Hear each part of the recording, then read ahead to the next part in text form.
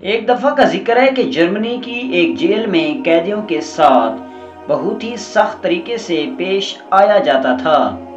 اسی جیل میں ایک قیدی تھا جس کا نام جمشید تھا اور اسے بہت ہی لمبے عرصے کے لیے قید کی سزا دی گئی تھی۔ جیل کے نگرانوں کا معاملہ اس قیدی کے ساتھ مختلف تھا۔ وہ اس کے ساتھ نرمی اور احترام سے پیش آیا کرتے تھے۔ باقی قیدی بہت حیران ہوتے، یہاں تک کہ سب نے یہی گمان کر لیا کہ جمشید جیل والوں کا ایک ایجنٹ ہے اور وہ ہماری باتیں ان تک پہنچاتا ہے، اس لیے نگران اس کے ساتھ برا سلوک نہیں کرتے۔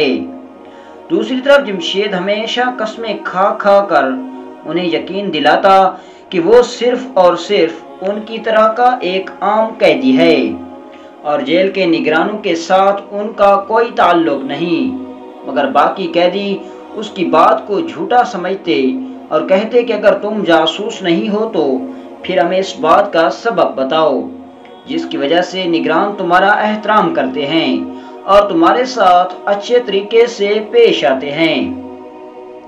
جمشید کو انہیں سچ بتانے کے سوا اور کوئی راستہ دکھائی نہ دیا تو اس نے سب قیدیوں کو جمع کیا اور ان سے پوچھا، تم لوگ اپنے ہفتہ وار خطوط میں کیا لکھتے ہو؟ سب نے کہا، ہم ان نگرانوں کی سختی، اپنی ان سے نفرت اور ان ملعون نگرانوں کے اپنے اوپر ڈھائے جانے والے ظلم کو لکھتے ہیں۔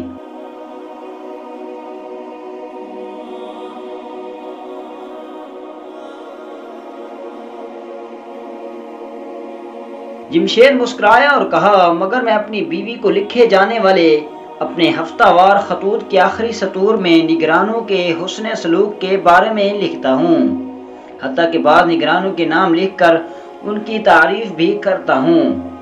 قیدی جمشید کی بات سے بہت حیران ہوئے۔ ان میں سے ایک نے بہت غصے سے کہا، اس سبب کا تمہارے ساتھ اچھے سلوک کا کیا تعلق ہے، حالانکہ تم نگرانوں کے ظلم سے واقف ہو؟ جمشید نے کہا، او عقل مندو، ہمارے خطوط جیل سے اس وقت تک باہر نہیں جاتے جب تک نگران انہیں پڑھ نہ لیں۔ وہ لکھی جانے والی ہماری چھوٹی بڑی بات سے آگاہ ہوتے ہیں اور تم لوگوں کی نفرت کے بارے میں بھی جانتے ہیں۔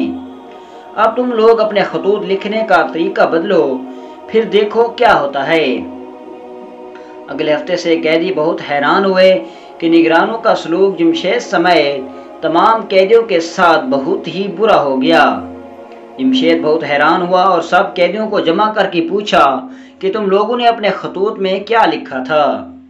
سب نے کہا، ہم لوگوں نے یہ لکھا تھا کہ جمشید نے ہمیں ایک نیا طریقہ بتایا ہے کہ کس طرح نگرانوں کو دھوکہ دیں اور ان کا اعتماد اور رضا حاصل کرنے کے لیے اپنے ہفتہ وار خطوط میں ان کی جھوٹی تعریفیں کریں۔